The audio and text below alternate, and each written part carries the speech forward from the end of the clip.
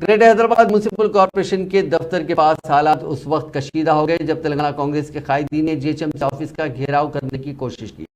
कांग्रेस कायदीन ने हुकूमत से मुतालबा किया कि रियासती हुकूमत बारिश से मुतासरीन को फौरी राहत पहुंचाए और मुआवजा अदा करे। कांग्रेस कायदीन ने बीआरएस हुकूमत, वजीर आला चंद्रशेखर राव, वजीर बल्दी नज़्म व नस्क केटी रामाराव के खिलाफ नारेबाजी की। काफी देर तक कांग्रेस कायदीन और पुलिस के दरमियान लफ्जी तकरार के अलावा धक्कम पिल भी देखी गई।